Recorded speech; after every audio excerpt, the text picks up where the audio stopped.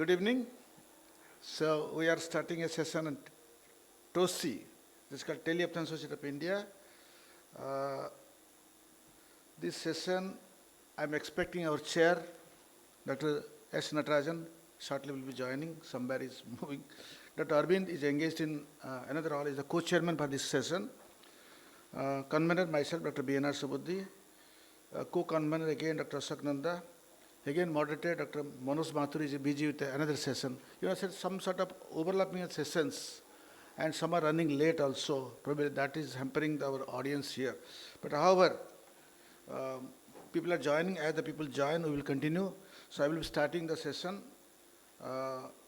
Let me give the introduction to you about the teleophthalmology and how it is helpful in the eye care, community eye care. Along with me, Dr. Krishna Vaithishwaram, who has done a lot of work in the teleophthalmology, he will be also explaining. And of course, Dr. Natarajan is an encyclopedia of teleophthalmology, he will be speaking on diabetic retinopathy. So in these few words, I welcome you all to this session on Tosi, that's a teleophthalmology session. So I thank midterm conference, specifically our chairman scientific committee, Dr. Partha Viswas, giving the opportunity in the last two conferences of AIOS, one full session of 90 minutes on this budding topic, that's a teleophthalmology. As you know, the teleophthalmology is the born, no doubt it was there long time back, but it was born out of necessity in the COVID times, as there's a lot of lockdown, shutdown. It's really difficult for the patients to come out of their house to reach the ophthalmologist. At that time, many of us have practiced over so many social media for contacting the patients and taking dictated treatment and advices, everything. Even a lot of post-operative follow-up also done to the teleophthalmology. Thus, teleophthalmology has become a regular feature now post-COVID era too. So, as you know, there is a lot of growth in the IT. In the recent years, there has been an exponential growth of information technology. Its impact in all areas, including the medical field, where accessibility is a major problem, particularly in the COVID era, or when there is epidemiological infections. So in order to make eye care services accessible to everyone, the concept called teleophthalmology has come into existence. Eye care, especially remote areas. India is a country of diverse cultural heritage and geographical location, mostly remote and tribal areas. Whichever state you go, you will get a lot of remote and tribal areas which play a critical role in delaying the diagnostic of many eye diseases in the early stage, leading to unnecessarily and needlessly blind, making the people blind. And again, the proportion of doctors, definitely it's very disproportionate. One ophthalmologist in 1 lakh population, which is necessity of having a 10,000 population. We have got a 1 lakh population, one ophthalmologist. And majority of them, 80% of them live in the urban areas. They practice in the urban areas. Because we have the medical colleges in the urban areas only. We don't have a rural medical college. Where even if we come from a rural area also, we, after studying for 10 years in urban area, we do not find our lucrative opportunity to go to rural area to practice. And again, similarly, 80% healthcare resources are available in the urban areas only because we are practicing all the modern facilities, modern equipments are available with us in the urban areas. And none of the modern equipments has reached the peripheral centers, rural centers, either by government or non-governmental sectors. And as you know, but in India, 80% people are in rural areas, in socio-economically poor places, villages, I would say. And not every nook and corner of our country is easily accessible. There are so many areas, I would say, eastern sector, any state you go, you will be seeing this scenario up in the rural villages where there is no accessibility, no health care. People have to run miles together to get the medical treatment, leave aside the ophthalmic treatment. So, if we can reach, we can take our equipments to that people who are deprived of the modern technology, it will be really beneficial to them. So here comes the teleophthalmology, which has come into play. It's a system that electronically transports a consulting physician from medical center to a site at a distant facility where his expertise is required, moving entire clinic, your urban clinic, to a rural area and practicing, exactly like that. So the concept is that a van equipped with all these equipments, a lot of portable equipments are available. You can take this, and this van moves to the different rural areas where either a local doctor or a paramedic, even ophthalmic assistant, ophthalmic optometrist, even a health worker of a local medical facility, or even if not available, also even a +2 pass person, if you can train him how to handle certain equipments, he will take photographs.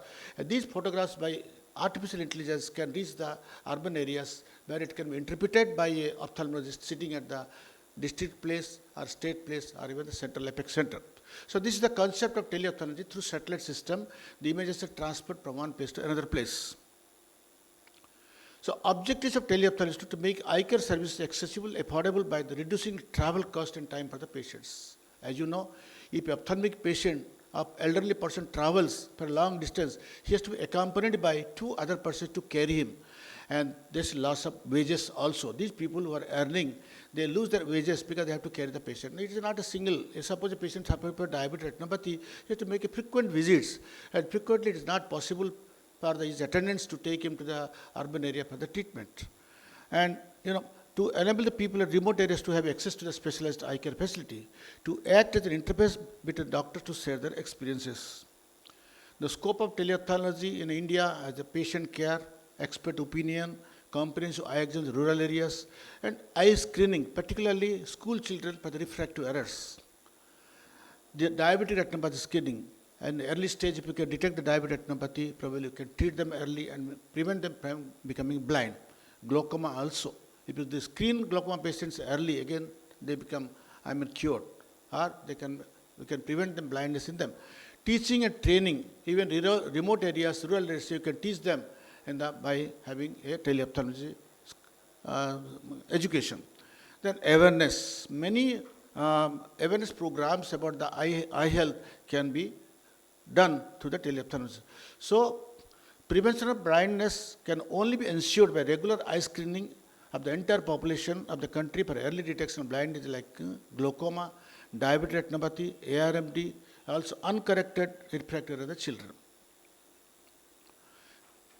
Again, simultaneously there is a lot of advanced technology, digital technology, use of digital technology of fundus imaging at the primary health center level, use of wireless broadband and network for the transmission of images, use of artificial intelligence and deep learning for the interpretation of images and identification of early changes can help. With the limited technical manpower and those mostly confined to the urban areas with a majority of the population staying in rural areas, it is practically impossible to provide eye care to all. So use of digital technology with the paramedics and trained health workers, as I told, using teleophthalmology, it is easier for the early detection and regular follow-up of these patients to ultimately prevent them from becoming blind. So teleophthalmology advocates incorporation of the above approaches in eye care services of the future with the introduction of 5G. As you know, recently 5G was introduced in our country, and it makes the network very faster. So at short time it reaches the people. So to conclude, teleophthalmology is an exciting technology, new technology which can help in integration of all urban and rural healthcare centers in India and improve the quality of medical services in the presently underserved and improvised sections, particularly remote rural areas of developing countries like India.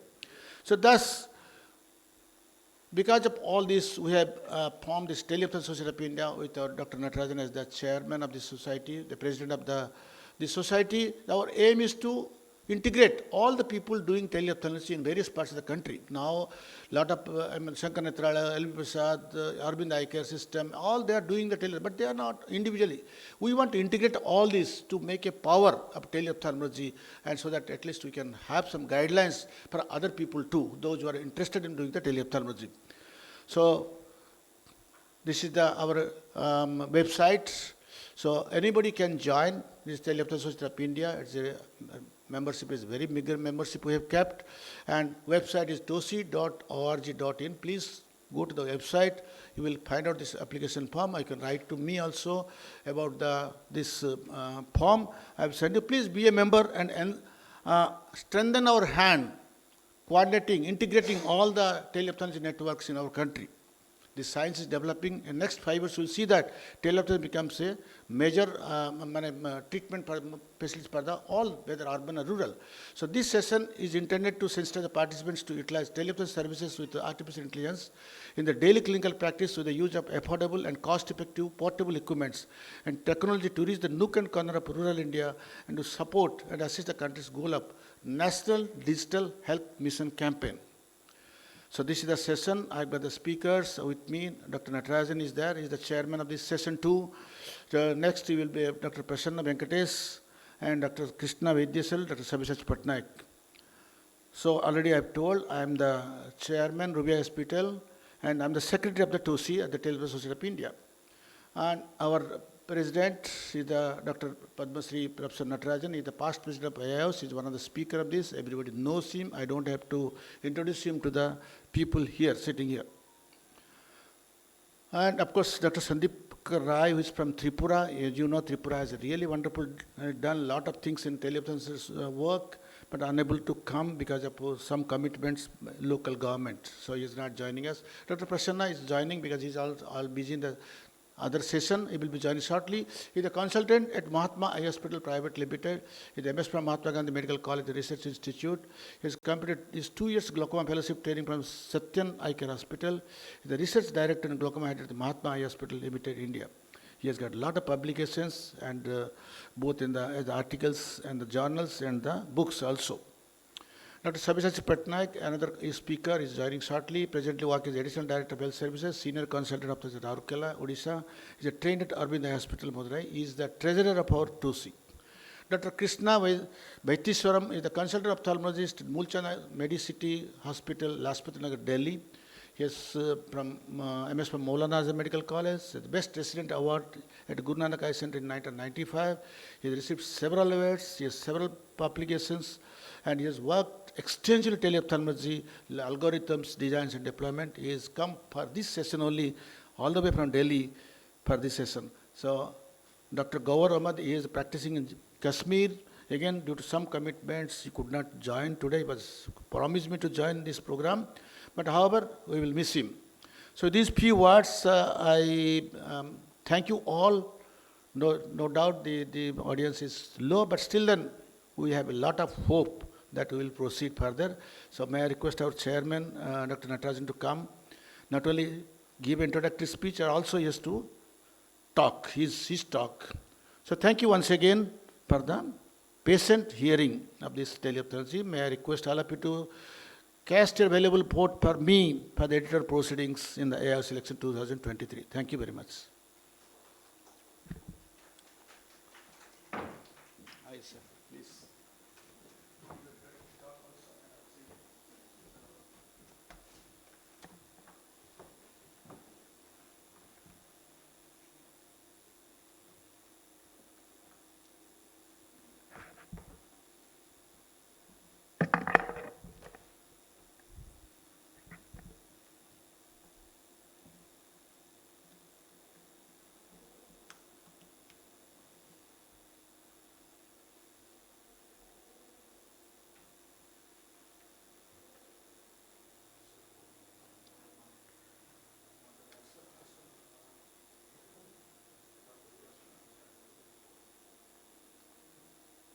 Thank you, Dr. Subudhi, for asking me to give a talk.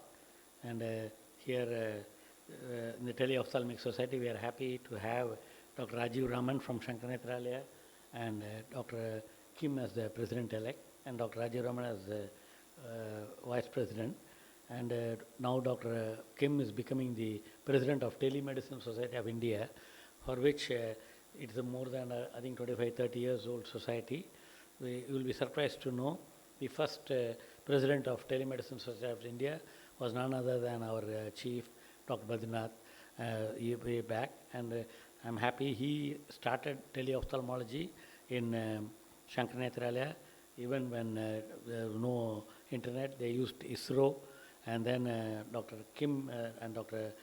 Nam started in Madurai, and now we have come to a level where we can do everything with the mobile. So whoever is interested in screening, diagnosing and treating any problem, I think you should become a member of Teleophthalmic Society of India. Kindly visit the website. I'm glad that Dr. Subhadi is doing a great job of spreading this knowledge of telemedicine, which really helped during the COVID. But I think even post-COVID, we should work on it. Now, my talk, diabetic retinopathy screening using an offline AI system on a smartphone. And I think the main thing is the epidemic of 21st century is diabetes mellitus, and diabetic retinopathy is a major cause of blindness in the working middle-aged adult population and the fifth cause of blindness globally. And IDF says approximately 537 million adults are living with diabetes, and the total number will be 643 million by 2030 and 783 million by 2045. And 3 in 4 adults with diabetes live in low and middle income countries like India and Africa and South America. And almost 1 in 2 adults living with diabetes are undiagnosed, and that's the worst part. So more than 1.2 million children and adults are living with type 1 diabetes. 541 million adults are at increased risk of developing type 2 diabetes. Conventionally, retinopathy screening is done by retina fundus camera or fundus examination by ophthalmologists using conventional fundus by trained eye technicians or optometrists.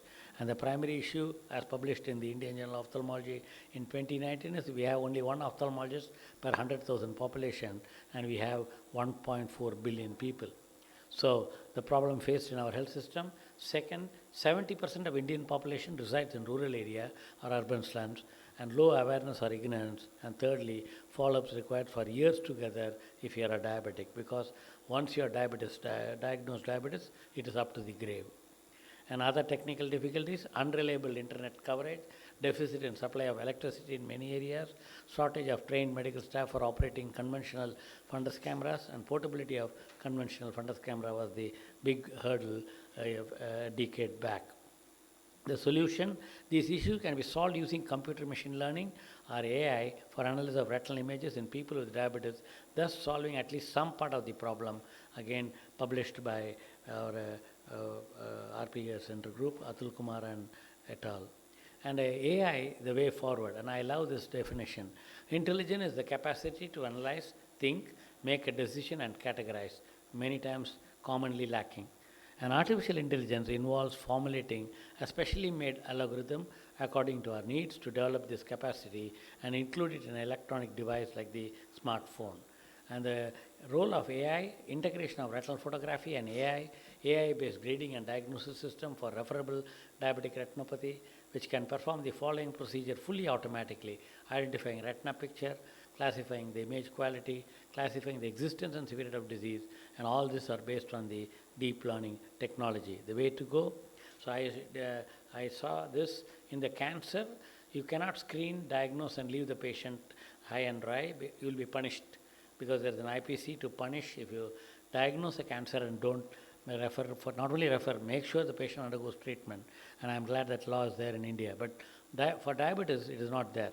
So it's our moral responsibility, which we have to educate the patient.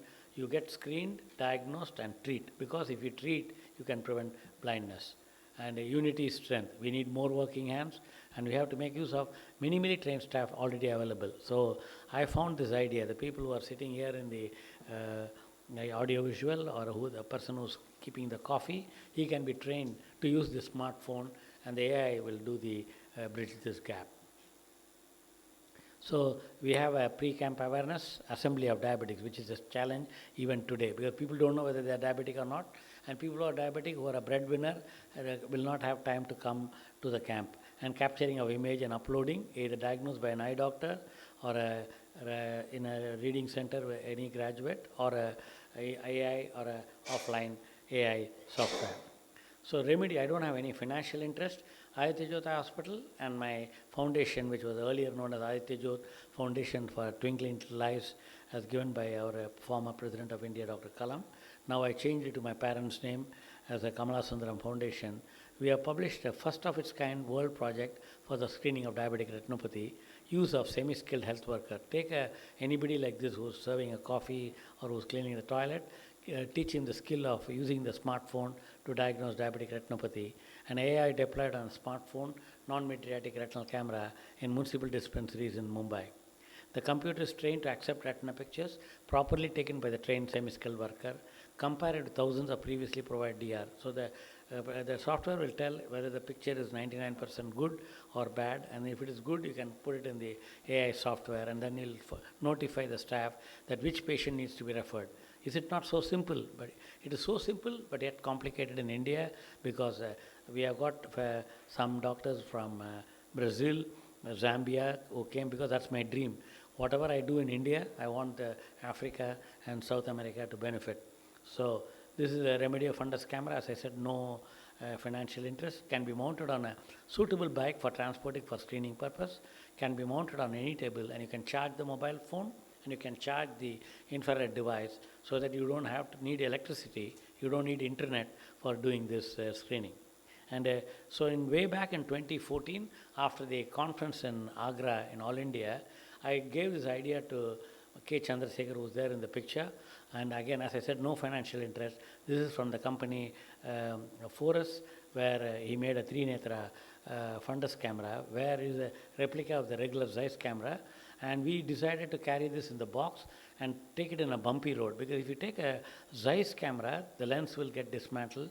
One of the lens broke also. It's again 50 lakh camera means 3 lakh you have to spend for the lens. Here we got 4 lakh camera. Maybe in bulk he can give us more. So this can go in the bumpy small bylanes of slums of Mumbai or any rural India. And in the bottom right, my grandmother is cutting the ribbon, was 95 that time. And to my left, my father is there, late Dr. N. Sundaram, was the chief of the government eye hospital. And he was ophthalmologist, my grandfather was ophthalmologist. And you have my best friend Shivanandan. We both run this Roti Bank. Another service we do, 11,000 people daily we give free meals. So from this, as I said, I can train anybody to screen diabetic retinopathy. I borrowed the slogan from Prabhudeva from the movie Anybody Can Dance. So here we can train anybody and diagnose all this without ophthalmologist or optometrist. And here offline, capture the image, analyze the image, and sensitivity of detecting of diabetic retinopathy. Here you see the Remedio camera, where we have trained non-medical staff to handle it, and they can take photographs. And this is a video which shows that you can focus and take a photograph, beautiful photograph of the retina like this. You can enlarge and you can save it, and then you can also check whether how much is the sensitive. You can see here it shows 99%, and this is applied to the media software, which the blue things which you see is identifies the abnormal color difference in the retina, and then thereby, because of it compares to the thousands of images in the mobile phone which is stored, and without offline, within 28 seconds it gives an answer whether you can do a referral. You can see confidence 99%, that means the photograph is taken properly. And this can be used for glaucoma diagnosis also. And you can see the fundus on phone and Zeiss phone photograph. It is comparable and you can use it. And you can see here, you see the mild, the moderate, then severe and proliferative diabetic retinopathy, CSME, where it shows the blue color which will identify the abnormality of the retina, which compares with the various things, and then you can find which is referable and which is non-referable. And that's why Google Pichai has found that you can find whether the fundus belongs to a female or a male. I don't know the importance, but the artificial intelligence will find something what you cannot see or think. So this is what I said. There's a link between the medically underserved area and tertiary healthcare services. So as the President of All India in 2019, I decided what should I do, and I made a 5-point program.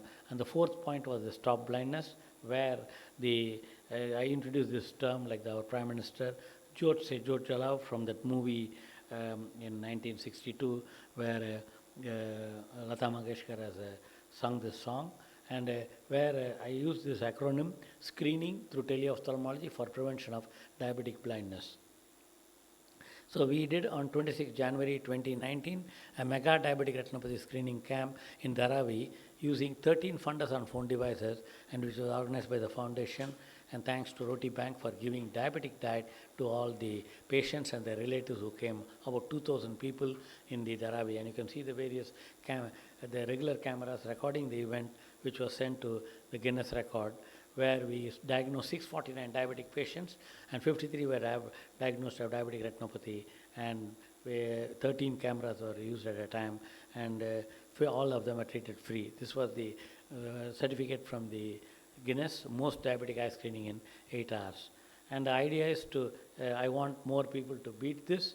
Maybe we'll beat again. The idea is to increase the number and make sure more and more people are screened, so that more and more people are treated and before they have a problem. So the use of AI in prediction of diabetic retinopathy using a fundus on phone camera. So we had a research question. Is AI reliable to pick out those in need for seeing an ophthalmologist? So the sensitivity and specificity was done. Reliability of AI for screening population for diabetic retinopathy in need of ophthalmic checkup by an eye doctor was 100%, which is what we have published in JAMA, which was published in August 2019.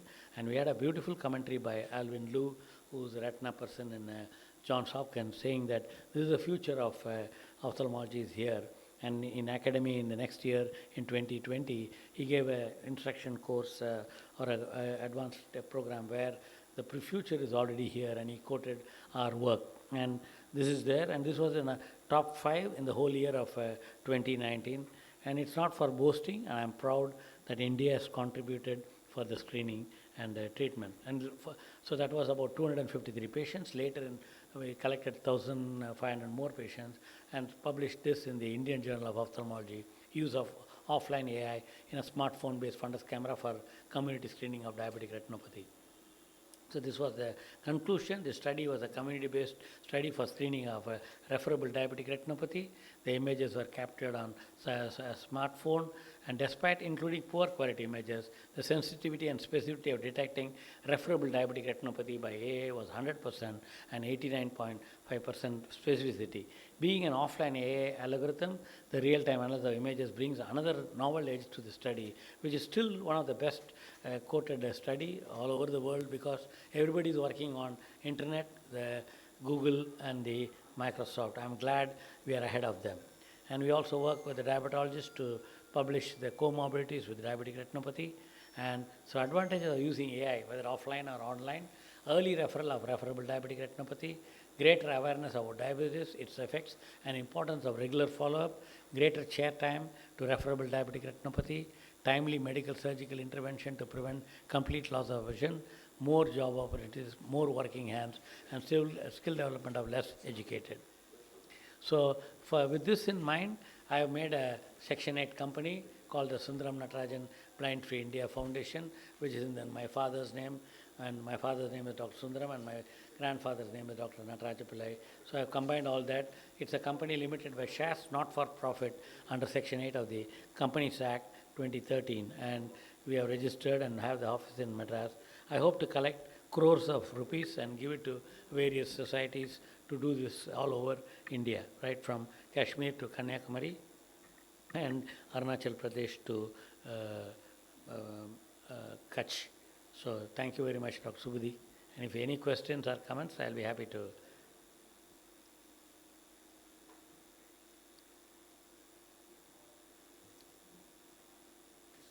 Any comments? Anyone sitting behind, any doubt, any questions, please do at least one question from, so we can know that you could understand what you want to speak in these 2 lectures.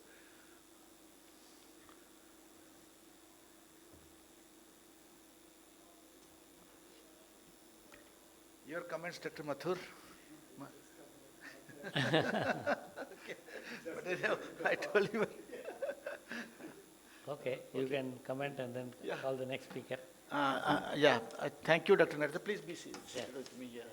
And I think we are working algorithm of this teleophthalmology with AI by Tosi, we want to, through this Tosi, that our telehealth society, that everybody should practice teleophthalmology in their practice.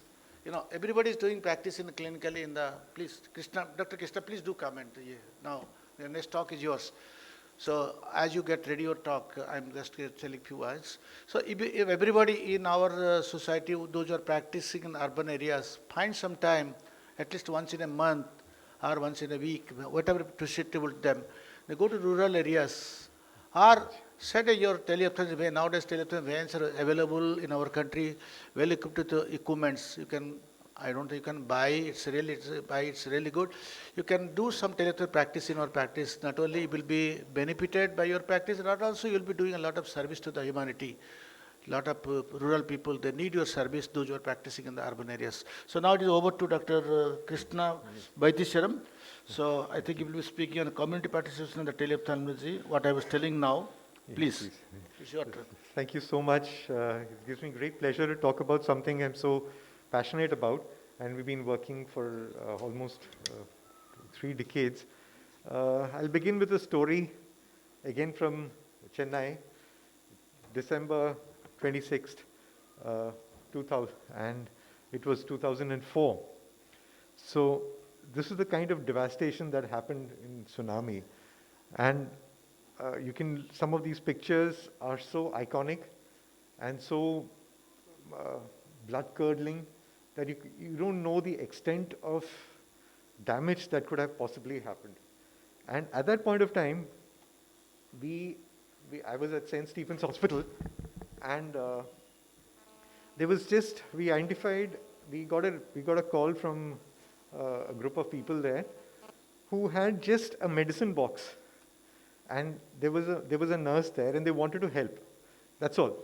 And the entire project started, and we connected to a doctor there, and the doctor was able to reach that place. He managed to bring his own BP apparatus and a glucometer, and they arranged an ECG machine from a broken down laboratory there. So they had just this amount of data with them, this amount of equipment with them, and they had a camera, of course. And then they went out, and there was this Rescue Foundation NGO which connected with us, and we set up the first actual, initiative for telemedicine.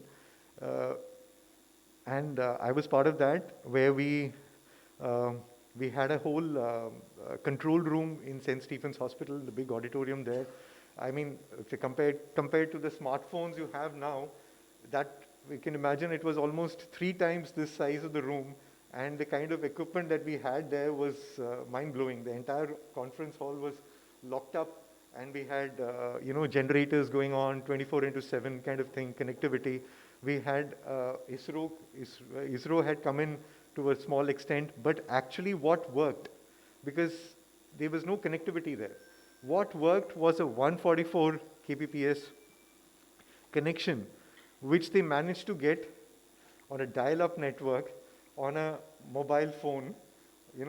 Intermittently we used to get it, but ultimately they managed to get a continuous swing. So that was the story of the first initiative we did in 2004, December 2004. And starting from there, this story began. And we decided to go on to do teleophthalmology. We were one of the 6 partners, along with Shankar Netralaya, IIT Kanpur, to have with the Director General Health Services, to do a pilot study in telemedicine targeted primarily towards teleophthalmology.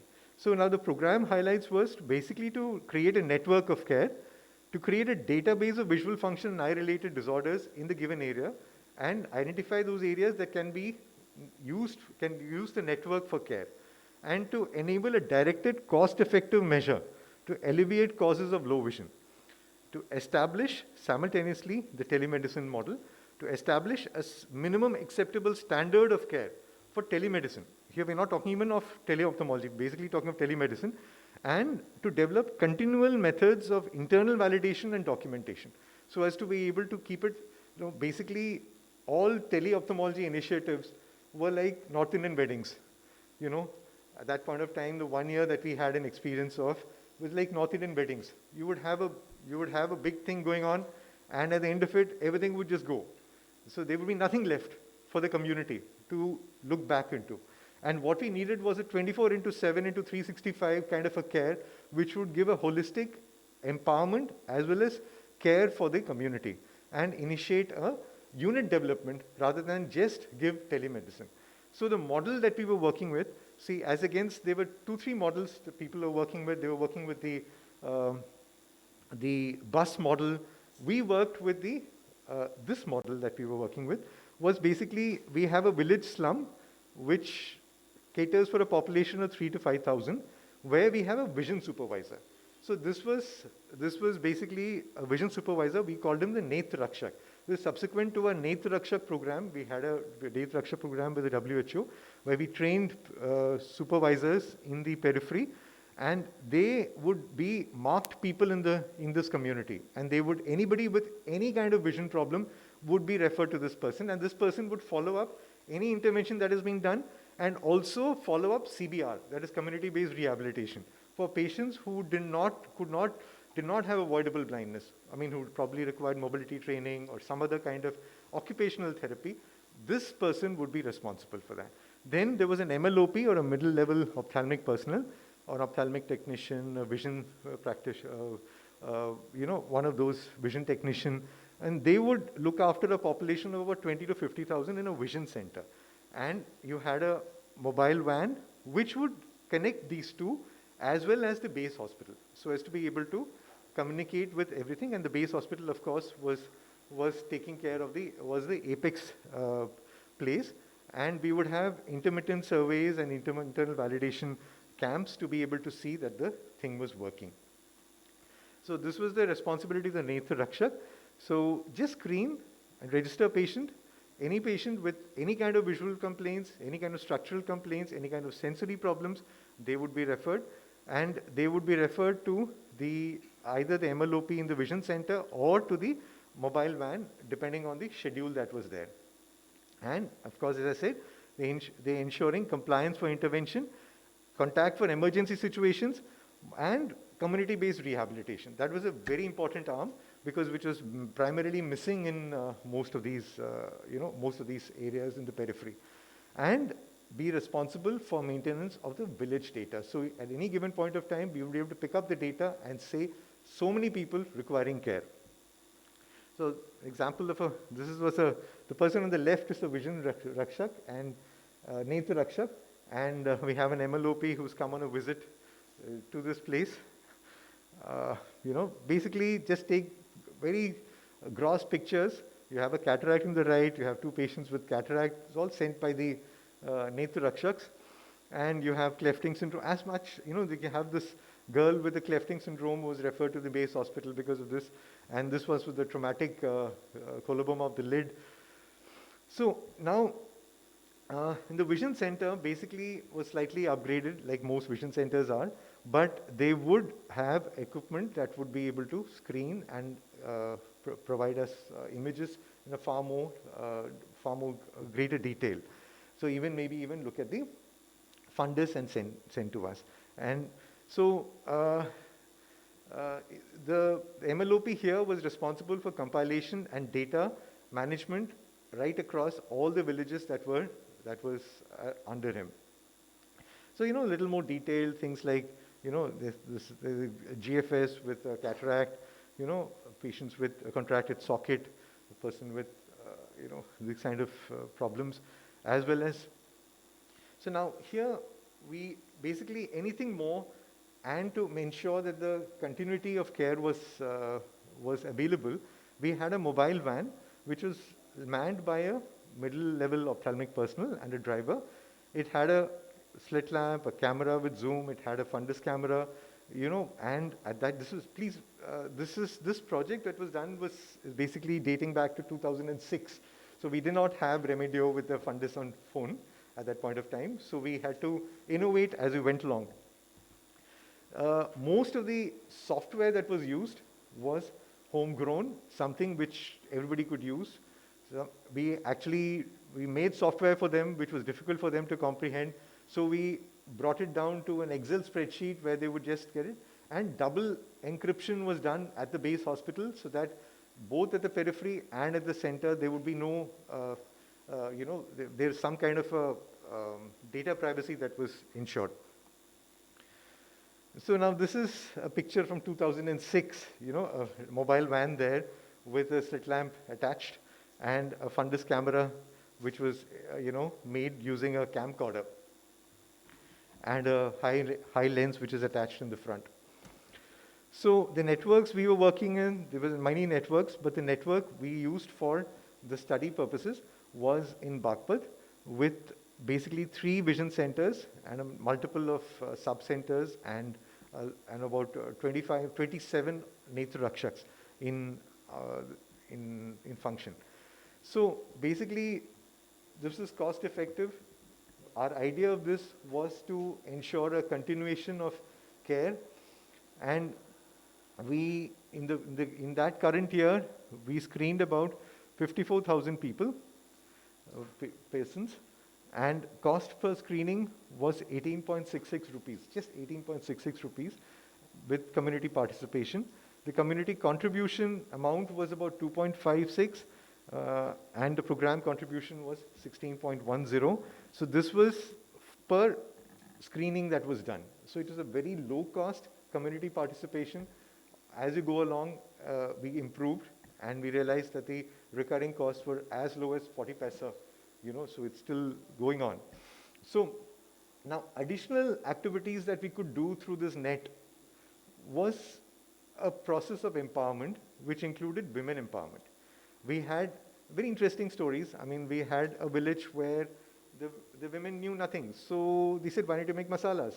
So we got masalas done, and there was another person in another community who decided to open up a shop for them.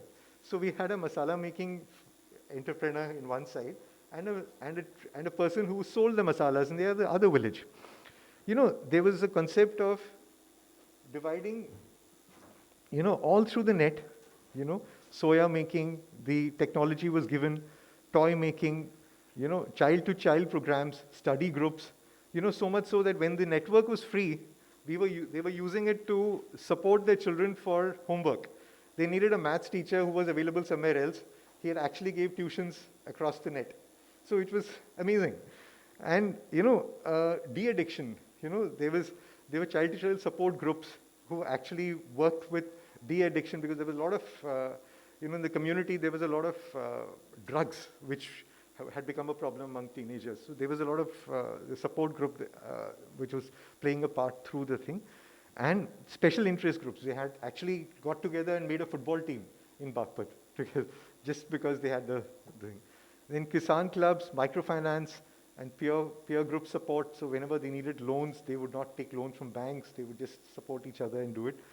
And the bottleneck was the energy because they used to get electricity once a week in Bagpat. So we needed to give them something. I devised a pedal power generator, very interesting concept, where we had 4 households using one pedal power generator, pedaling for 15 minutes. Each person would come for 15 minutes, and they would get power for about 2 hours. So for 4 of them would get power for 2 hours, and that was good enough from 6 to about 8 to 9 o'clock. They would have their light, and they would also use that for the telemedicine for purposes. Solar power, of course. Then I remember, there was a lot of organic farming training going on along with NABARD. So we used to actually give them, worms. In the assurance, it used to be given free to these Netra Rakshaks to be distributed in the community, where the only condition was that at the end of 3 months, they would give back 1 kilo of worms, so to be given to the next village. So a vermicompost and organic farming going on there. Technical know-how for, jugards, particularly driven by women, so women empowerment.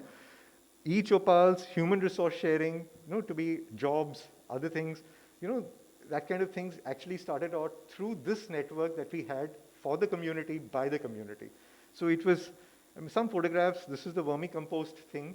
And this is very interesting ophthalmoscope that you have there on the top, where we attached a very small button camera, the spy camera, to be able to take a picture like a direct ophthalmoscope. And this is another one. similar kind of a image device using a 90D, which we used to, I believe, those days when we did not have the Remedio funders on phone. So these were some of the equipment that we do. We had a lot of innovations at that point of time. This is, of course, very interesting. I'm sure none of you have seen this. This is where the worms were put and the vermicompost is prepared. And the 3-layer thing that was done. So thank you so much. Thank you. Yeah, that was a wonderful exposition about how you started from a calamity, the positive aspects of that. I should not say positive, but that calamity made you think and move positively in such direction that you try to help them in their visual aspects as well as also bring them empowerment, especially the women empowerment, and making the community thrive by themselves for their own welfare. So that was a very commendable project that you have taken up, and you have succeeded in your project. So it was a very nice exposition. Thank you. Thank you, Dr. Krishna, taking all the pains to come here and give your talk. So next I request Dr. Prasanna. I think probably this is the last talk, I believe. So I think it's Dr. Patna has not joined. Yeah, please proceed.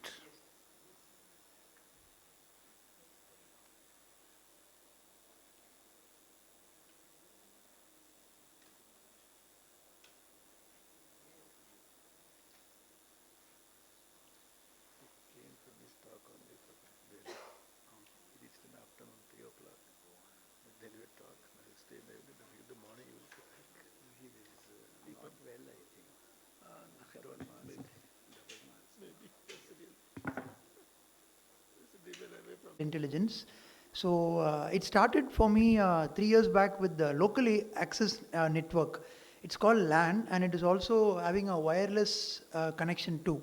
So this is one of our publications in the February 2021 issue, where we interconnected all the ophthalmic gadgets at our fingertips to export maximum data. So especially when the COVID happened, it was actually a crisis, but we made sure we actually innovated during the crisis.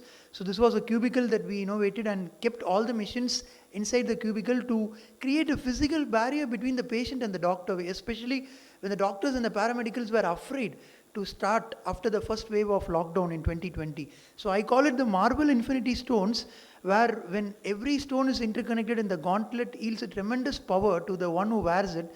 What we did was we interconnected all the machines to the local area network, and every data was interconnected to a computer, so that wherever we are, it will be at our fingertip through the computer, which was positioned very close adjuvant to the slit lamp inside the cubicle.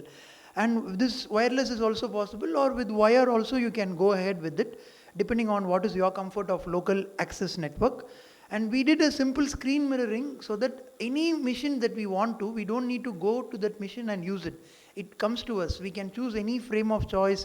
The fundus zooming is possible. You can use different filters. And for example, you can see a case of progressive open angle glaucoma. In this video, you can see in the place where I am currently sitting near the slit lamp, the machine can be accessed. The fundus right eye, left eye, zoomed examination, comparative side-by-side examination, a red-free filter. If I want to see the patient's visual field, simultaneously through my Google Chrome, I'm opening the visual fields of that patient. The past 6 visual fields of that patient can be opened side by side, and the comparison can be made. Again, similarly, another case of optic disc pit with CSCR, even the OCT also can be integrated, not only the fundus photo and the OCT, even the visual fields. And again, here you can see the OCT, the different slices of OCT. With EMR, we may get only a single slice, but here you can see different slices of the OCT is got. And what we did was, in the server in the hospital, we connected our laptops with it through an AnyDesk or a TeamViewer. You can see here in this video, here where at home, the doctor is accessing all the files that is present inside the hospital, be it accessing even a biometry file that you want to access, or be it a structure function correlation assessment in glaucoma. So this really helped us tide over the COVID first wave and second wave to a certain extent, where doctor safety was also ensured along with paramedical safety. In this case, you can see a structure function correlation comparison being done. So it has an edge over EMR because in EMR it has a fixed frame module, whereas with the LAN connection, what we did was you can access any frame of choice that you want. And even with the telecommunication can be established even in a simple smartphone as well. So wherever we are, that particular case history with the MR number that you know, we can access the fundus, we can access the OCT, and in this patient, disc coloboma, fundus was examined, and then a simultaneous OCT of that same patient is examined in different slices by the doctor from her smartphone itself. So this is another publication in December 2022, last year, fag end of last year, where we had an invited commentary on it. What the eye sees, let us make the world see. So that's the smart evolution of teleophthalmology, my dear friends, where we are now moving towards 3D teleophthalmology or 3D EMR, where we are trying to devise novel three-dimensional case sheets for neuro-ophthalmology, or be it for ophthalmology as well, anterior segment imaging, posterior segment imaging. So I feel three-dimensional case sheets with augmented reality is very much around the corner. I think it should happen any time around. Even counseling in 3 dimensions is going to happen, where e-counseling with the patient's own image in 3 dimensions, it's just a matter of time before every individual cases will be generated in 3 dimensions, and the case sheet also will be generated to the patients in 3D itself. And here again, this is a 4D technology which recently we have innovated, where with the headset, even 4-dimensional examination of the patients in a splinter hemorrhage. You can see my friend on the right, he appears to be moving through a thin space, but actually he's examining the patient's case with the help of the 4D, that is, we brought in the touch technology as well. You can touch it, you can spread it out, and this is a workflow of the new software that we have innovated, where a patient walks in, you do the fundus and OCT, it goes into the hospital database, and our translational software labeled as IMG 4D converts it within 60 seconds into a 3-dimensional case sheet. So this is a diabetic retinopathy with macular edema. Before treatment, you can see we can extrapolate the OCT from different slices, and we can actually show the patient, which is now possible in telemedicine, multimodal imaging of the retina, different imaging filters is possible, low vision rehabilitation, counseling, even neuro-ophthalmology, telemedicine, or even for simple teaching like a pedagogical tool is very much possible. And I feel it's only a matter of time where we are going to transitioning from a 2-dimensional telemedicine to a 3-dimensional, and if not a 4-dimensional telemedicine in the future, where in the Hollywood movies, the doctor is in a place and the patients are in another place, but we can actually touch, feel, and do a clinical examination, which is just round the corner, is according to my opinion. So I think COVID really brought out all the innovations out from me and my research team, and we really feel that a crisis really brought us out with all these things. And to add on to final touch of artificial intelligence along with the augmented reality, we all doctors work along with the mission for a better humanity. There is not going to be any substitute of the machines. The machines are never going to overtake the human intellect. The human intellect will always be on the top of the chain. The artificial intelligence is just going to make sure that it's going to help screen the patients to an extent and help assist telemedicine, where we have taken a novel project of human annotations, where we annotate a fundus image through an extreme extrapolate level so that the predictions are well arrived with the human in the loop learning. Rather than just giving the machine the whole power, we make sure there is a 2 human interfaces of annotation and prediction, so that you can see an image of a diabetic retinopathy like this is not only diagnosed as diabetic retinopathy, but it is also annotated and in multiple levels. You can see in this figure here, not only the image is annotated as diabetic retinopathy, but it is every part of the diabetic retinopathy fundus is predicted by the machine to prevent the black box. Regretting for me taking, I'm just jovial note for taking ophthalmology. Would you like to have some few words? So it's always a treat to watch his means innovations, and they are never one dimension. They are always 3-dimensional or 4-dimensional. So I'm waiting what else is about to come through his box of Pandora. So all the best Thank you, for the success of his innovations. Thank you, sir. And we would be happy to do a multi-centric trial and Definitely, be a part sir. of your innovation. Definitely. Thank you. Sir. Thank you so Thank you, sir. much. Thank you, sir. Thank you. Thank you for the opportunity once again. Thank you very much, Dr. Prasanna, giving us a lot of innovations in ophthalmology. So I thank the audience too, sitting all the while 1 hour with us. So madam, thank you, madam. Thank you, sir. So may I invite all of you to please join with us to take a photograph at the end of session. I thank everybody for joining this session. So please. Yeah. Sir, madam, madam.